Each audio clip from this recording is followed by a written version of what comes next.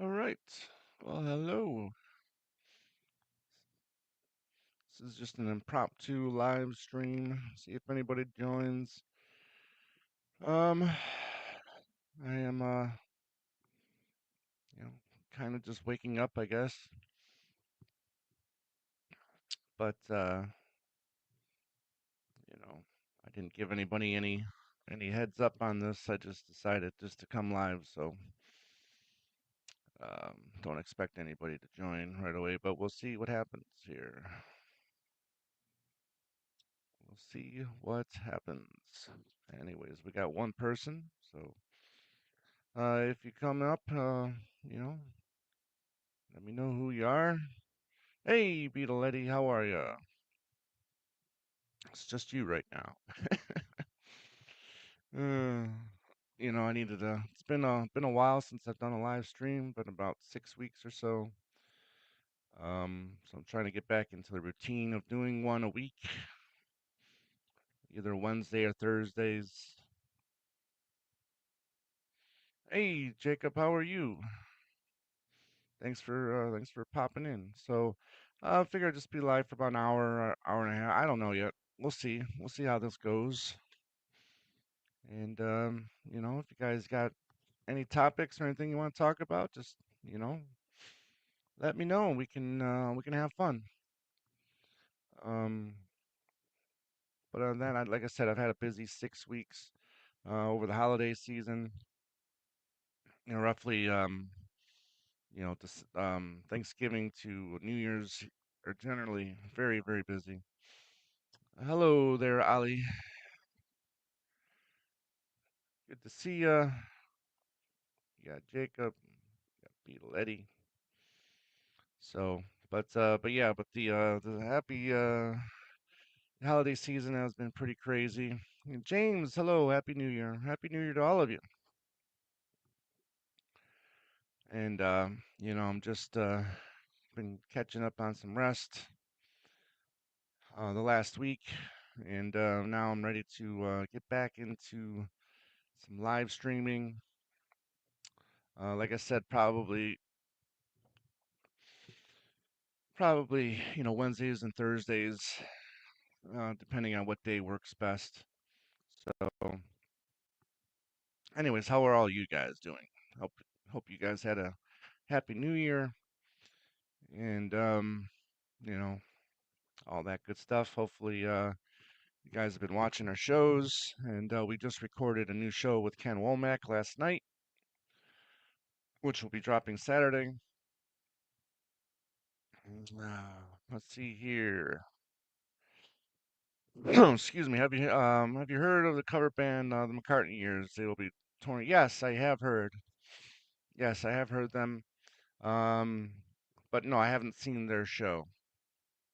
And Mr. Ling, good to see you. Happy New Year, my friend. And Mr. Tone, good to see you. Hope you all are doing well. But anyways, yeah. So um, trying to get back into this. So this is hey Gary, glad to see there's a few people here. And yeah, so what's been going on? We've been I've been having fun seeing uh, Andy's and Tone's videos about the McCartney tour in the first half of December. I'm glad that everybody was able to meet up and hang out for those shows. Ali, if we weren't get any new archive releases this year, but I got another 1 to 2 releases like Underdub, One Hand Clapping. What would you like to see? Well, it is the 50th anniversary of Venus and Mars, so I do expect to see the Venus and Mars Half Speed Master this year. That's one thing I do expect, along with a new album. So those are the two releases that I think we're going to get for sure from Paul. Um, you know, we'll see. We'll see. And Ling says Venus Mars, the Ultimate Wings album. Sure, why not? I mean, unless you want to call Speed of Sound because everybody has the lead vocal. But it's possible. It's possible. Some people might think Band on the Run is the ultimate Wings album. Of course you do. I know you're a big fan of Venus and Mars. It's a good album. It's a good album. Um, where is it here? There it is. Venus and Mars. Here's the SHM copy that came out in December. I've been listening to Wings Greatest a lot since New Year's Day. I've had I've had With a Little Luck on repeat for the last 7 days or so. Um, love that song. Love With a Little Luck. Venus Mars still seems fresh, been around less so. Okay, okay. You got somebody that agrees with you there, and Owen Ling. Jacob says Venus Mars far from being the ultimate Wings album, but it's still good. Red Rose, London Town for me. Okay. I don't know about. I feel that same way with about Red Rose. I really like Red Rose Speedway, but I don't know if I would consider it like the ultimate. And London Town, that's uh that's an interesting pick too. 'Cause it starts off with the band, and then it finishes as a three piece. And actually, that's where I am. I'm at now with the McCartney Legacy book is the recording of London Town. So let me know if you guys have been reading the McCartney Legacy Volume 2. We'll be having Adrian and Alan back on the show later this month. Uh, yeah, half a decade ago. Has it been that long? Has it been that long? Oh, wow. So yeah, excuse me. So yeah, the McCartney Legacy Volume 2, moving right along. Like I said, it's 1977 now, and they just started recording London Town. Now, if you were to say the double LP version of Red Rose Speedway, maybe I'd be inclined to agree with you guys. But listen, Red Rose Speedway, we know that it's the studio wanted, a McCartney record. If it was the ultimate Wings record, then Wings would have been on the cover, not just Paul McCartney, right? Um, but I get what you guys are saying. Definitely. Congrats on getting quoted. Oh, thank you. Did I? Or was that the other show, Talk More Talk? I don't remember. Um, let's see here. I would love Venus and Mars remix. Well, um, I don't know if that one needs a remix. I'm quite happy with the archive edition. What do you think? Yeah, yeah. Talk more talk. Yeah, from our Chris Thomas interview we did at the 2018 White Album Symposium, which was an amazing weekend. That was at Monmouth University, um, hosted by our friend Kenneth Womack, which was a fantastic weekend. I would like to see Wings be more of a three-piece band. They may have carried on past 1980 if that happened. I don't know. Um, so what? Just carry on as Linda, Denny, and Paul, and then just bring in session players or just them. I don't know. I don't know if I would have liked that, but it's interesting to think about for sure. Okay, so yeah, just Denny, Paul, and Linda. Um, it's an interesting thought. And the groovy one. Hello and happy new year, groovy Lisa. I'm safe. I'm happy. I'm happy to hear that. Um, looks pretty scary out there. So yes, please stay safe. I think Denny only needed to spread his little wings, and fly away, fly far, far, far away. Um, yeah, it's interesting thought. Morning time. Thank you, Groovy. Glad you popped in. Let's see, Tone. Denny would have been happy to carry on a three-piece. He was all about the live shows. Yeah, well, um, yeah, he loved going live, and I'm sure he would have liked to have been live more during his time in Wings, especially in the '80s. When we had Lawrence Juber on, he talked about the unfortunate, the unfortunate of of the um, of the drug bust. Obviously, Paul going to jail, and then he talked about there being the possibility of the live U.S. live tour in 1980 later that year, and then is let's say then coming up gets released, and they're touring with a number one song, just like they did with in '76 last time they toured America. Hello, Patrick. Thanks for popping in. I was paraphrasing Queen. John Deacon wrote some killer songs. Yeah, I'm thinking about picking up that new remaster or remix of that first Queen's album. I might pick those up as they come out. Jacob, I think if Paul, Linda, and Denny did perform live as a three-piece, probably would have been a smaller show. Yeah, yeah, it would have been a smaller show, and obviously, you still hopefully have the horn section. But you still need. I mean, who drums? You know, Paul's the drummer, right? He has to drum for the whole show, or do you have sessions, or do you have live, extra live people performing, kind of like what Genesis did, right? Let's see here. Remix is a vast improvement, but a great album, it ain't. Mm. Drum machine, okay. Excuse me one.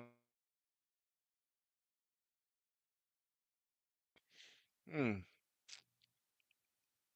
I give the Queen remix the swerve. Love the album, but not loving the ring. Okay, yeah, because you did get it, didn't you? You did get it. Um, I do want to revisit the Queen catalog. I mean, I did have basically everything um, there in the '90s. Night at the Opera is my favorite Queen record. I love that record. However, tire of Bohemian Rhapsody, but I love Night at the Opera. Love it. Queen is fantastic. One of my favorite bands from the '70s. Well, what about from the '80s? Do you like the '80s version of Queen there, Groovy?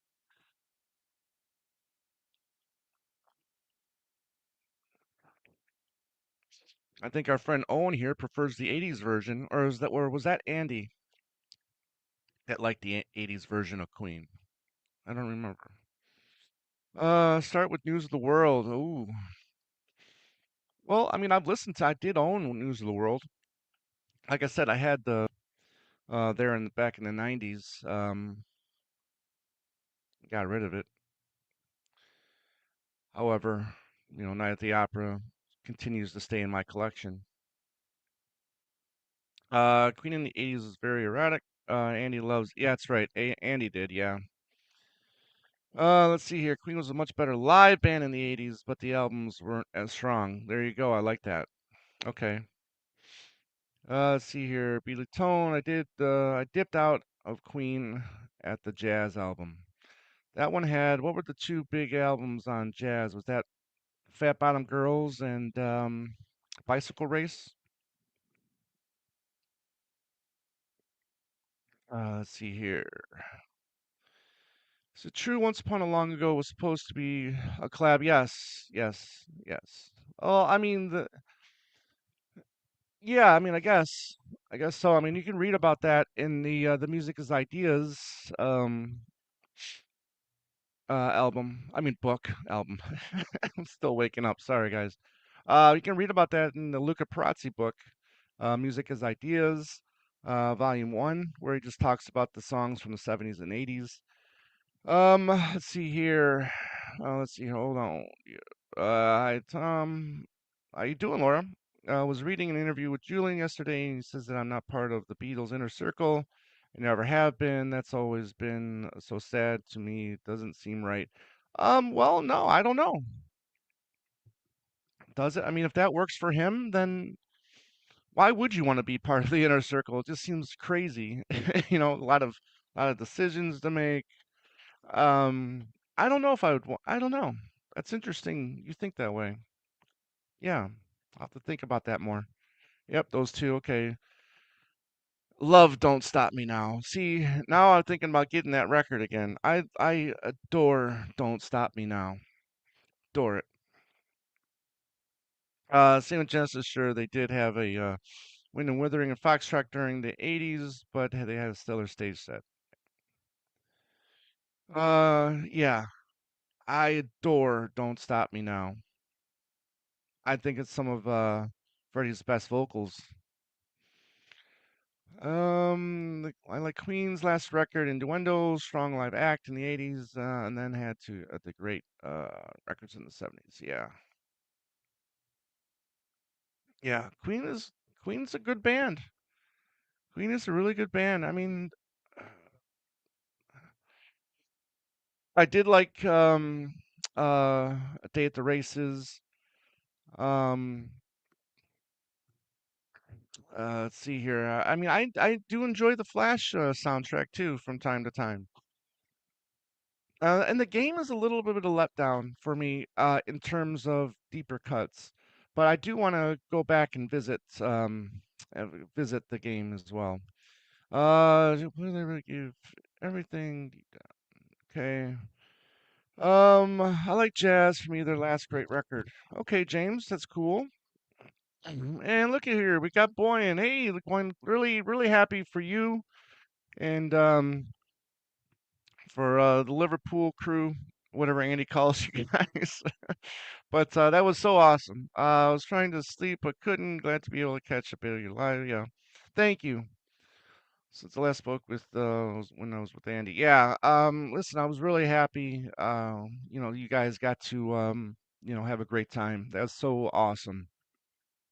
And if he comes here this year, hopefully he can try to get to the good old US of A and see some shows with us.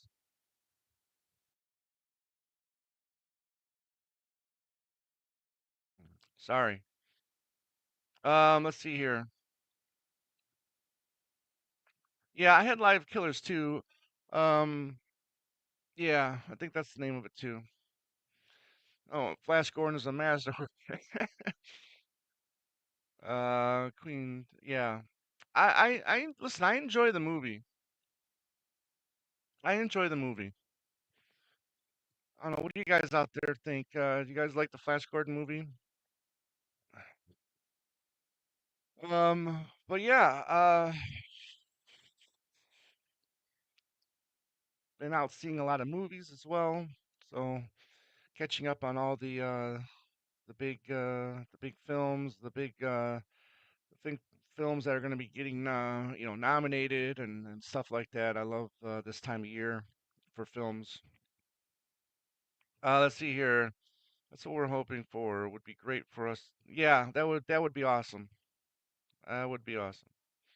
And you were up to something, but I confess I never thought.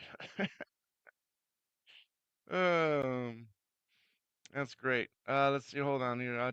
Did you like Megalod? No, no, I did not. I did not. There's some ideas in there that I did kind of like. But as a whole, I thought that was probably the worst movie I saw last year in 2024. Yep, that's a quick trip. Let's see here. Flash Gordon is great. So campy and corny, but that's it's. Yeah, yeah, I think so. Yes, I really enjoyed it. What did you think of A Complete Unknown? I thought it was fantastic. Obviously, it's not every scene is completely accurate, and that's fine. We know all these music bios are not accurate. Um, I thought Timothy, was fantastic. The one that I was really excited for was Edward Norton. I'm a big Edward Norton fan, and it's good to see him, get a nice juicy role, and he's getting a lot of attention from that role at the moment. So I'm really happy for Edward Norton. Hold on here. Tona, I got you and coming. Laura says, I wonder if they'll even hold the Oscars this year. If it's still burning, yeah. I mean, but the Oscars are in April, so hopefully all that. I mean, if they can always move it to another state too.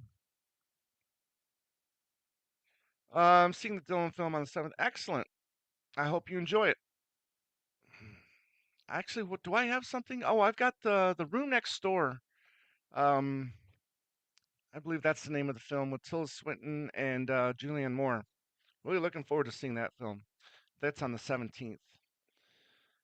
Yep.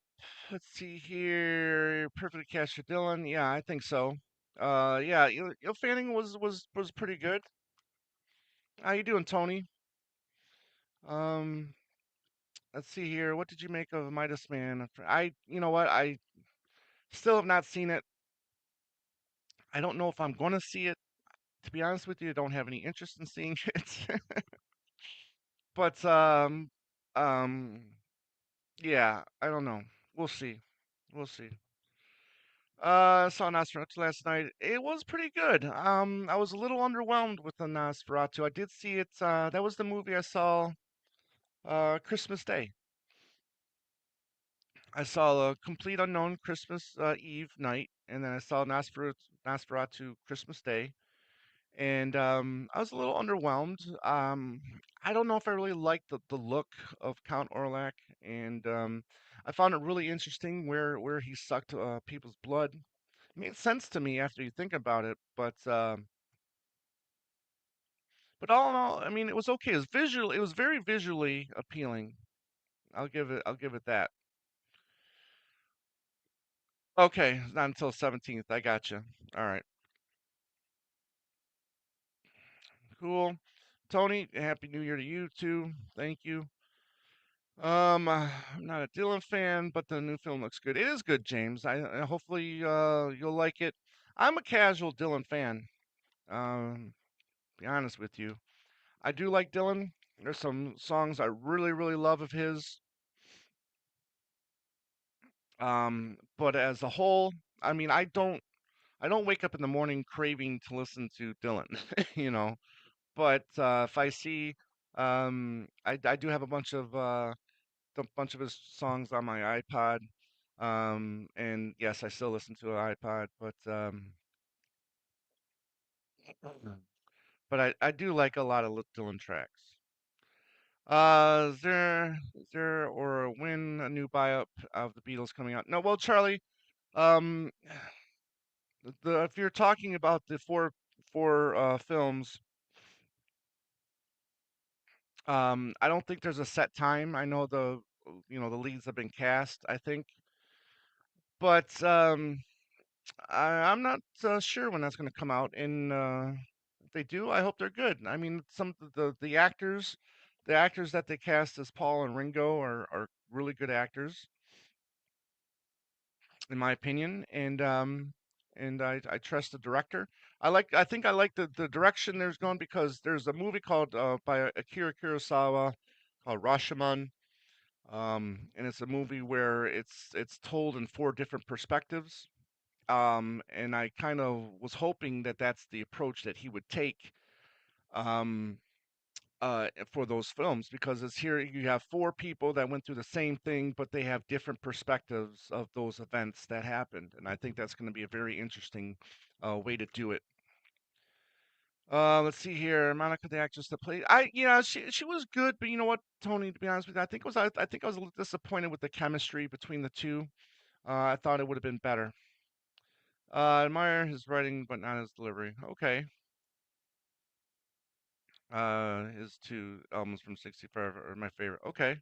We're talking about Dylan, right? Let's see here. Ty Dino, good to see you, buddy. Have you or anyone heard about Paul and Ringo being at the Grammy? No, no. I wouldn't be surprised if they do show up. Hopefully they do. I think they're very excited about being nominated for Now and Then.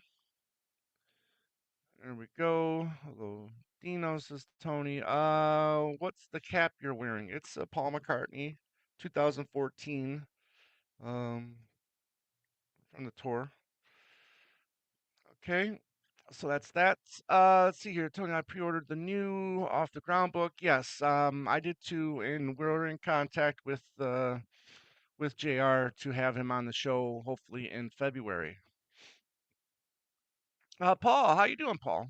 Tom from UK. I'm looking forward to the next SHM CDs being announced. Yes, and this is I'm glad you brought that up because it was really interesting how the first two sets were released, announced and released. Right, we got the first set. Um, they come out a week later.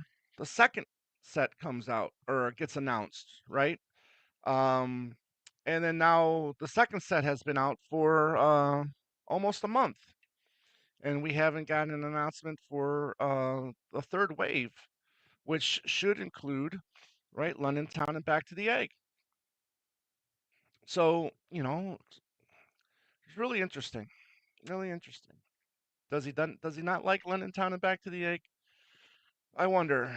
Some people think that we're in store for something bigger when it comes to those two. And I hope that's true too, but I just don't know. I just don't know. Rick, how you doing, Rick? Complete unknown with its inaccuracies. Very yes. Did not sugarcoat Dylan as a person. Right. Correct.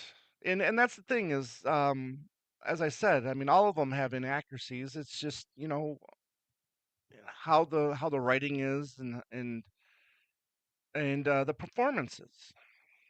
And I think Timothy Chalamet and Edward Norton. I mean, mostly those two, I think, delivered outstanding performances. Thank you, Tony. Yeah, we had a fun time recording with him. Fun time. No, on Queen, the latest 2011 remasters are really good. Okay, I'll look into those then. Thank you. Thank you. Let's see here. Reading McCartney Let's Fall 2, I was shocked by the negative reviews of Back. Yeah, Back to the Egg got a lot of crappy reviews, which is a shame. But again,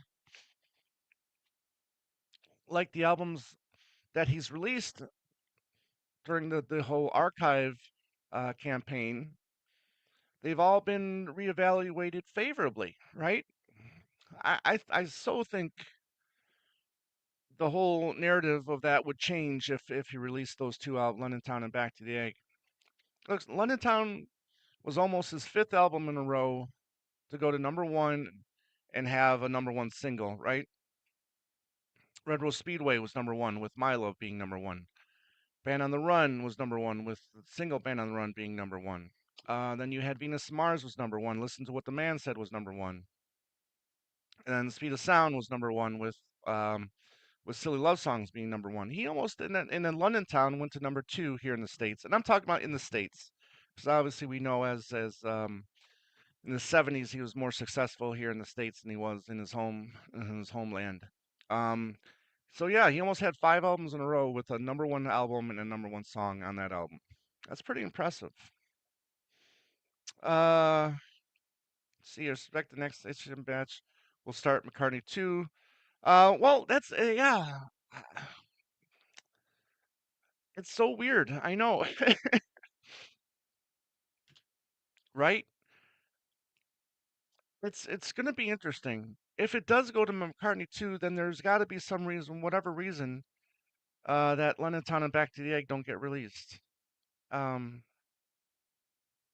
it's really weird. I'm calling BS that if they win a Grammy, George and John. Yeah, so I just heard about this. So Um, yeah, George and John won't get recognized because they've passed on for more than 5 years. Yeah, yeah, I heard about that. Why did you think the critics hated Back to the Egg so much? No, I don't think it was personal. I mean, by that time, all that stuff was gone. I mean, it was more personal in the early 70s than it was in the later 70s. I don't know, maybe because of punk, new wave. Um, I don't know. I don't know why they hated it so much. Hmm. You're collecting this time. Yeah, I read it so far. I don't know if my ears can pick up differences. Well, the first wave, I think there is a lot of differences. But yeah, I do have them. I have them right here. I've got them all. I've got Wings Greatest in my car right now. I've been listening to Wings Greatest nonstop for the last since January 1, actually. So I love them a lot. I'm enjoying them.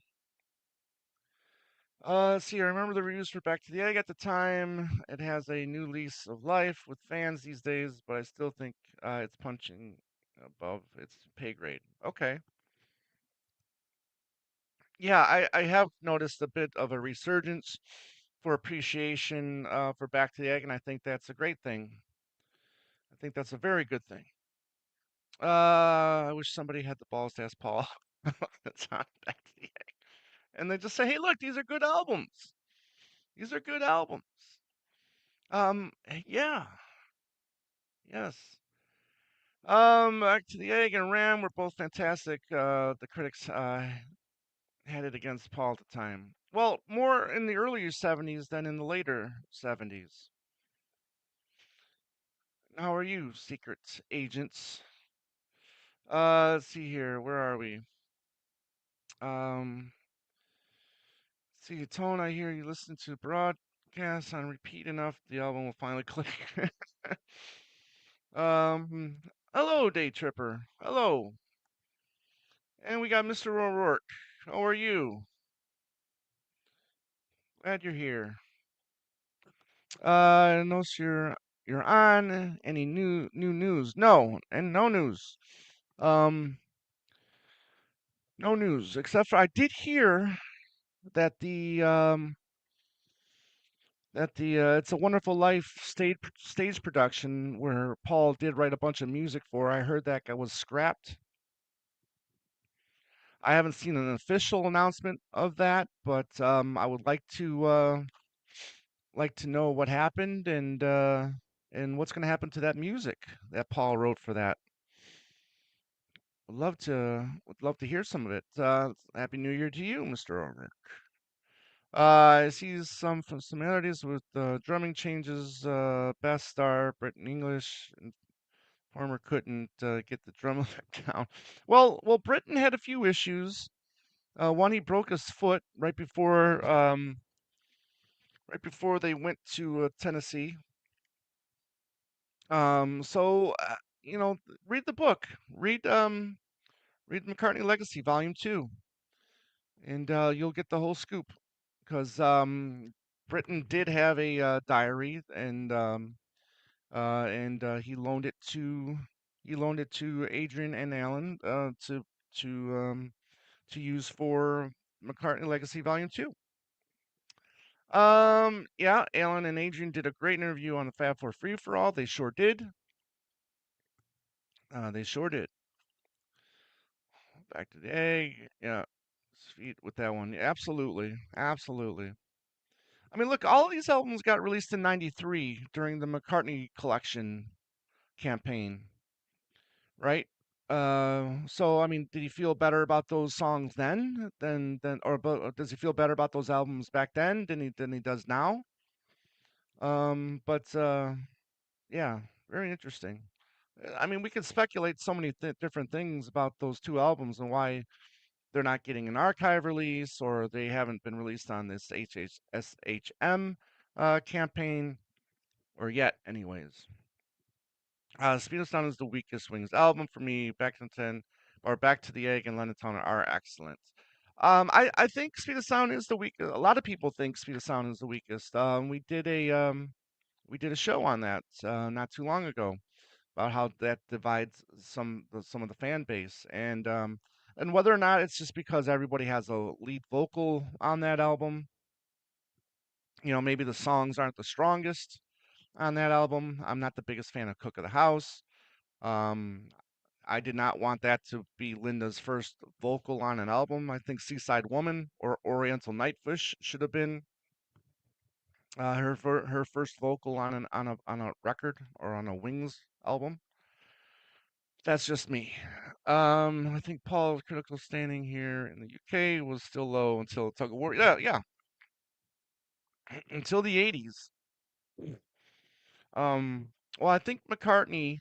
No, starting with McCartney 2. Wasn't McCartney 2 number one in the UK? Um, it was the coming up. The live version was number one here in the States. Then I think Tug of War was number one everywhere. Um, Broad Street. Give My Girls to Broad Street soundtrack was number one in the UK, right? Flowers in the Dirt was number one in the UK. What Flowers in the Dirt? I don't think think people forget that it wasn't. It was popular, it was big, but it wasn't nowhere the success that people may have thought that it was here in the States. Flowers in the Dirt. Um, so yeah, then obviously you had the Rupert the Frog song, and then you had Once Upon a Long Ago that did very well in the UK for Paul. The song Pipes of Peace was number one in the UK,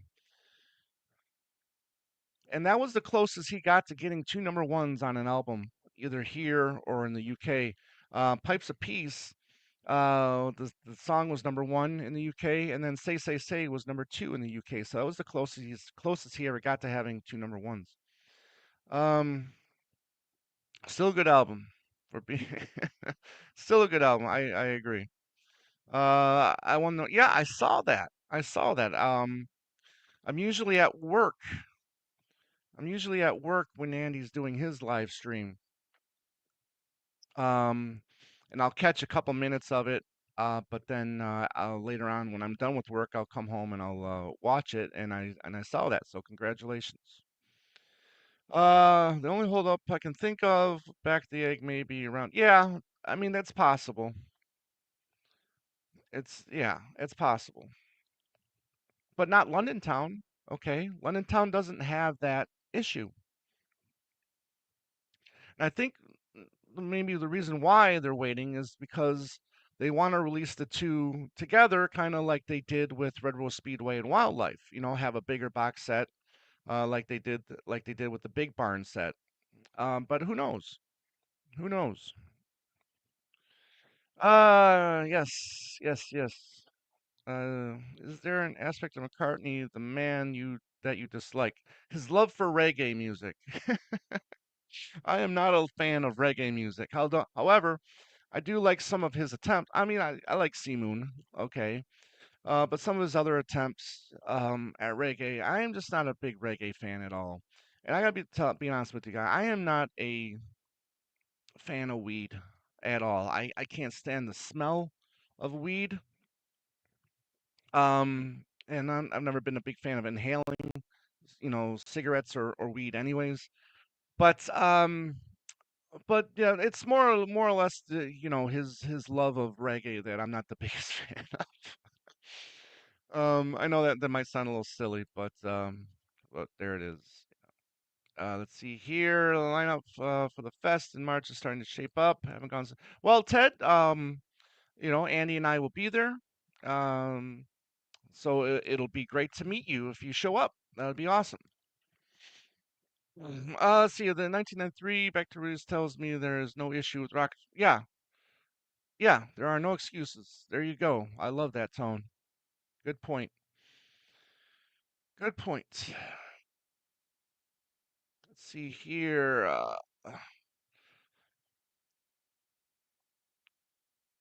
Well, I think that's what they would put that in there if they did release.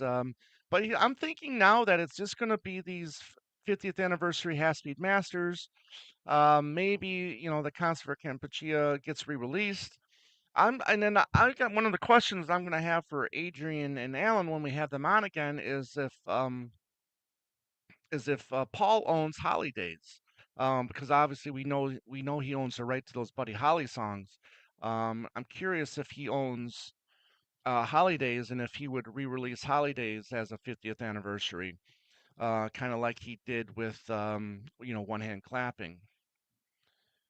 So that would be interesting.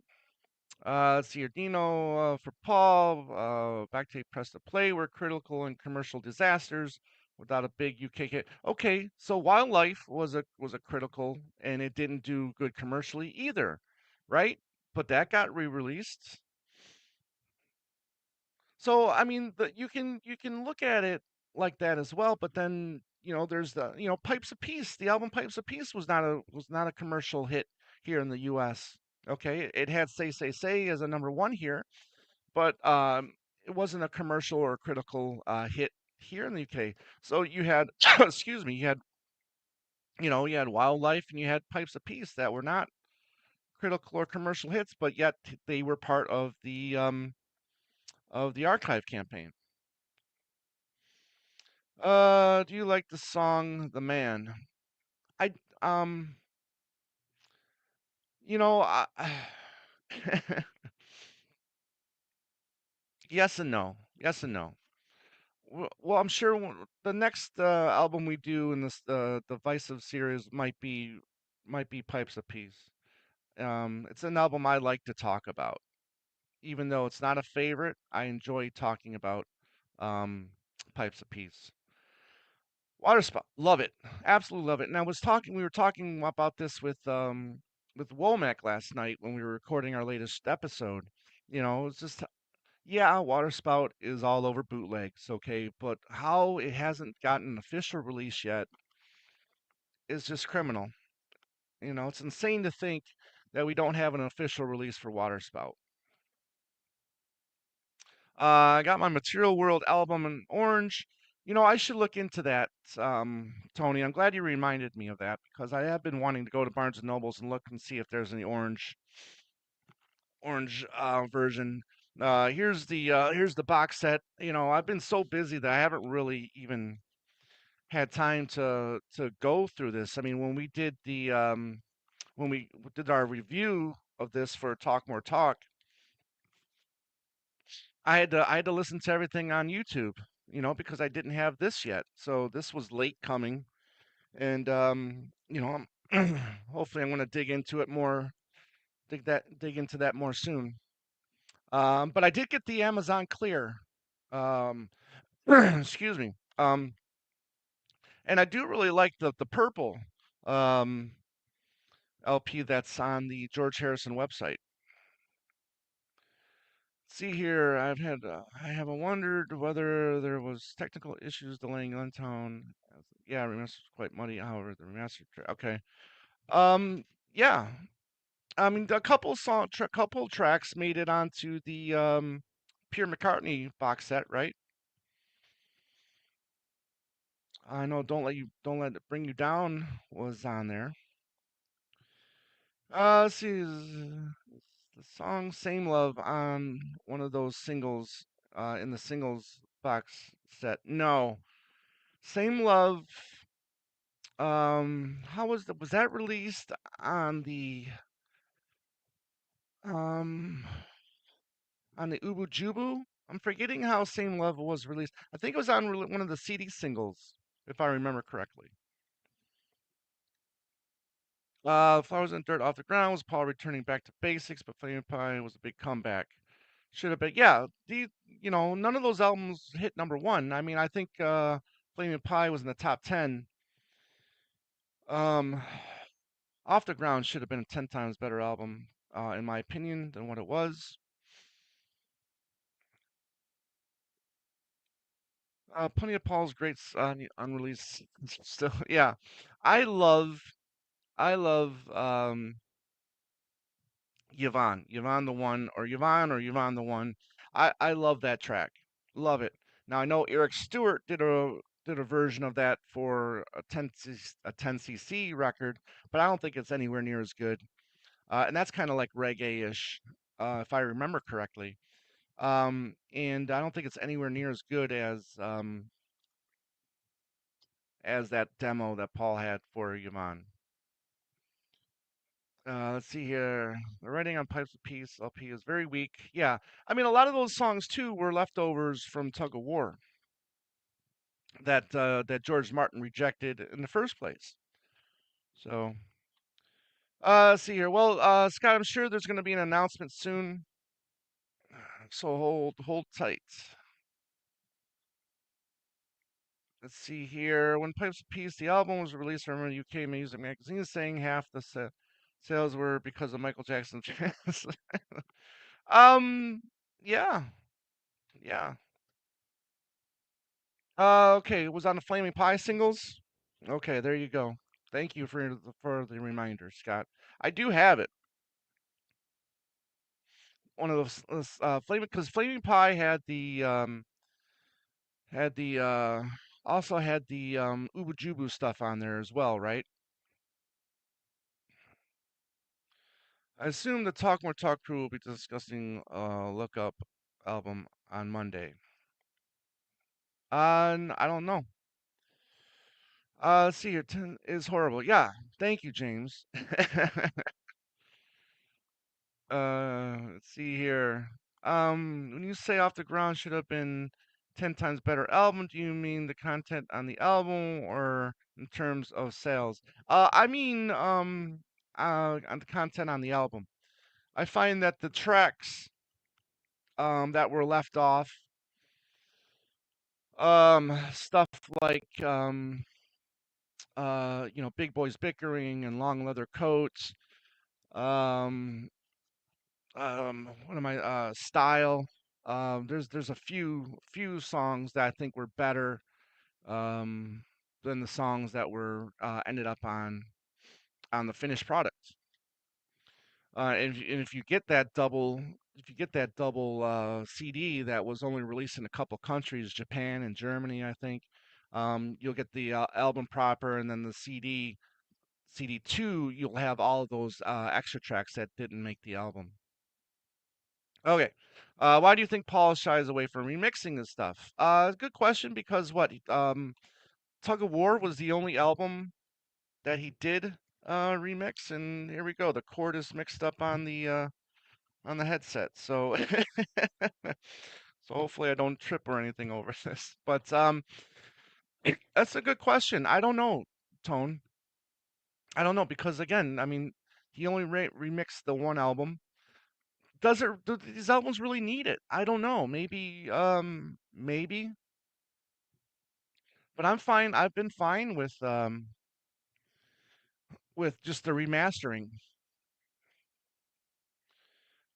B-side to Beautiful. Thank you. Very good. Appreciate that. Still aren't new issues off the ground with those 9 bonus tracks. Yeah, same here. Thanks for clarification. Scott, see off the ground should have been a double album like the complete works. Yeah, yeah. I mean, you could have fit all that stuff on a single CD, I'm sure, possibly. Kind of just like Driving Rain, right? Driving Rain was a very long album on CD that turned into a double album when released on vinyl. I rediscovered the Off the Ground LP on a trip to Italy. I played it frequently on my iPod and rediscovered it. Yeah. Um, I'm glad you like it, Kevin. I think that's great. I think that's great. That was the first time I got to see Paul live. Was in '93. Um, but for me, the album just doesn't hold up compared to like maybe Flowers in the Dirt and Flaming Pie. The bootleg, the other side of Off the Ground. It's my favorite bootleg. Cool. Hold on here. I missed Matthew here. Matt, how you doing? Good to see you, Matt. Maybe Paul just thinks he's got the mix right this time. The first time, maybe. Listen, I think Paul is a very good producer and mixer. He's always involved with the mixing, and he's a very capable producer. And you could be right. I think Wings Over America or Wings Over America would benefit from maybe. There you go. Let's see here. Flaming Pie debuted at number 2. Yeah, but was blocked by Spice Girls. Damn it. Neil only ordered 15 copies and sold out by Friday. Well, it came out on a Friday though, didn't it? Or did it? Or was it Tuesday? Tuesday was were release days back then. There's always the question: does an album need a remix? But when you hear what has been archived with remixes of John's, yeah, yeah. But I don't know if there's as many layers to Paul's stuff as there are with John and George's stuff. I need to go back and listen to that remix of Tug of War. It's been many, many years. Many years. So, hearing how good the Beatles Can't Remix turned out, I think Paul albums could benefit from remixes and be interesting, although maybe nothing as drastic as a remix of it. Yep, there you go. There you go.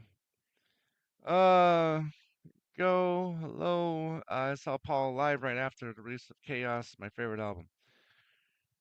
Chaos is fantastic. Chaos is fantastic. It's a mood changer. It's not as poppy as other albums. But I think Chaos is fantastic.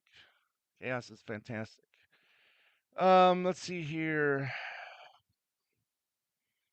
According to Lyrics Book, Paul used a Hendrix-inspired guitar on Paperback Writer and Taxman, but the timing doesn't make sense. Yeah. Well, listen, Jimmy was a guitar player around that time. He just wasn't as well known. And again, these are why you can't trust Paul to tell his own stories because, maybe he just doesn't have the years right. But yeah, I think that might be I think he might be misspoken on that. Um because yeah, Jimmy wasn't the guitar virtuoso that he came to be come 67 and those tracks were already released. See here. There we go. Oh, hold on. Hold on. Sometimes when albums aren't loved so much, it's due to Paul doing too much pipe stuff or due to working on Broad Street and Flowers. Paul was doing classical stuff. I don't know. I don't know if I agree with that. Um, I mean, look, Pipes of Peace had "Say Say Say" on it, right? It had two tracks with Michael Jackson on there. Um, it went to, did it go to number one in the UK? Pipes of Peace, the album. I'll have to look that up. But I don't know if I agree with that. Um, Actually, London Trial probably won't get SHM releases until after archive releases. Mm, well, hmm, it's an interesting way to think about it, Jack. I look at it this way. Okay, so we haven't got an archive release in what 5 years now? Has it been 5 years? I think it's been 5 years. Um, that being said, I think the whole Half Speed Master campaign has taken over that. So we might have to wait till 78. I mean, not 78, but 2028 and 2029 to get releases of London Town and Back to the Egg. And by that time, if we get a 50th anniversary Half-Speed Master of London Town and Back to the Egg before Archive, I think hopefully all of you will then agree that the Archive series is over. As much as I don't want it to be over. Anyways, back in the 90s and early 2000s, new releases day was Tuesday. That's right. I remember. I remember now. A lot of stuff comes out on Fridays now for whatever reason. I would like a remix of Press to Play. Really enjoy those albums. Well, I would like the underdubbing version of Press to Play. You can go on YouTube and listen to um, the you can go to YouTube and listen to the demos of Press to Play that him, Jerry Murata, and Eric Stewart worked on.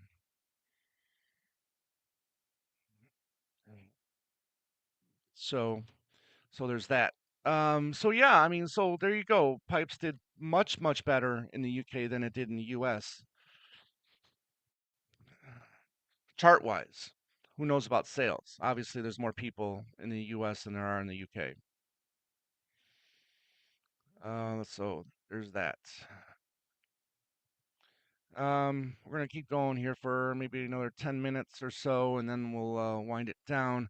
Pipes of Peace album wasn't number one here in the UK, only the single. There you go. Thank you. Yeah, yeah. So Pipes of Peace was number one, and Say was number two. So as I said earlier in this live stream, that was the closest that Paul got to having two number ones on one album.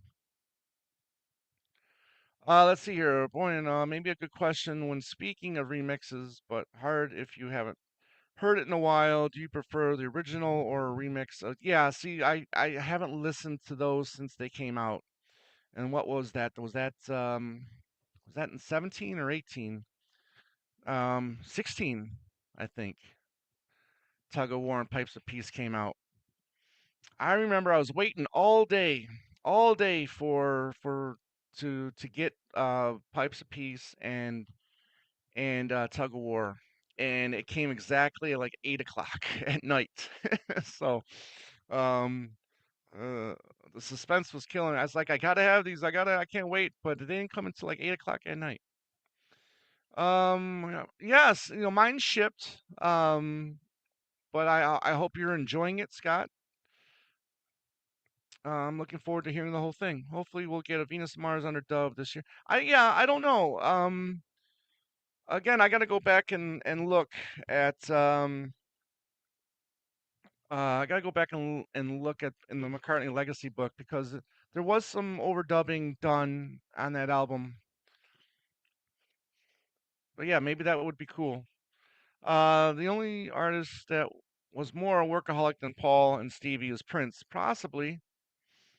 Um, you know that workaholic is an interesting word because when we had Lawrence Juber on, he when we talked about we said that word workaholic and he corrected us and he said he had great worth ethic, which is very different than workaholic. So think about that. You know, good ethic um, over workaholic. And when you think about it, maybe you would agree. I think I understand where he was going with that, and I tend to agree with what LJ says about that. Great great worth ethic could maybe trump workaholic. Ah, and there she is, Joan. Hi. I love the rough cuts of press. Yeah, I can't wait to anything back today. Yeah. You can go to well yeah, I got this too. Bootleg when we were in Chicago last year for the fest. We went to Village Vinyl. Blue Village Vinyl, I think I can't remember the name of it now, but that the Queen took us to, and they had that there. And this was kind of like just all the pre Hugh Padgham work. And this is a good little bootleg. This does have Yvonne on it, so good stuff. Good stuff. Let's see here. The Bob Dylan movie would be better with a scene of Bob meeting the Beatles. Would it? I don't know. Why would that be better? Um, let's see here. Um, I do like the Tug of War remix, but the original is still the best. Okay, again, I got to go back and revisit that. I agree, James. Let's see here. Does a new Ringo Starr album mean no more EPs? No, I think he'll go back to EPs. I just think that he was just got on a good roll, and these songs came in, and I think I think he just changed his mind for this release. If he'd put Mulligan Tire on London Town, he'd at number two. um, he had two number one, yeah, on an album, perhaps, but not here in the states. I still don't think, even if London Town goes on the no, I'm sorry, even if Mulligan Tire makes the album here in the states, I don't think it gets released as a single here in the states, and it wouldn't be a number one. No way, no. There's no formula that would ever you could ever calculate that Mulligan Tire would ever be a number one here in the states. That's just my opinion. Yes, you need to get that, girl. Work on it. Get on it. uh, Ringo's Whisper, Bob Harris got tonight on his country show. Okay, cool. Susan, how are you? Ringo new album out tomorrow. Yes, absolutely. Surely Elton was a Surely Elton was biggest workaholic in the 70s. Yeah, but see, David, that's not because he wanted. That was what he was contracted to put out two albums a year. You know, um, excuse me. I think you got to look at his contract first and see whether or not that he was contracted to do two albums a year, because that slowed down. He didn't do two albums every year. I mean, I think he did two albums the first few years that he was big here in the States, but and in the UK. But I don't think he did it because he wanted to. I think he did it because that's what he was contracted for. Well, the look wasn't a number one in the UK. That's right, it wasn't.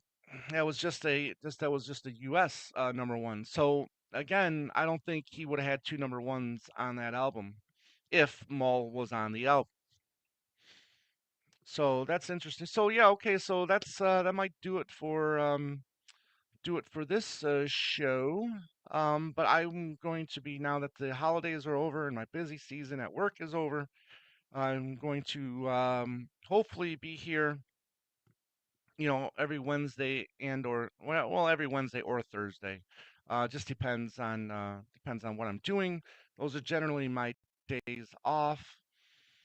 So I'll pick I'll pick and see what days work best. But I'll start bringing up guests every once in a while, and go from there. And hello, Peter.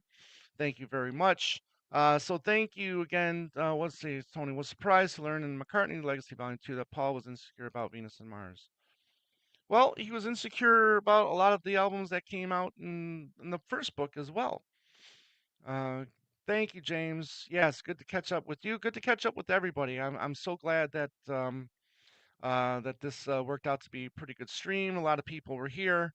So thank you to everybody. Ralph, Scott, Boyan, Jones, Susan, Gary, Beatley Tone, Owen, Matthew, Tony, James, Kevin, so many Dino, so many people, Richard, Black and Bear. Is that how you pronounce it? Came in, and Paul came in, and Rick. So thank Day Tripper was here.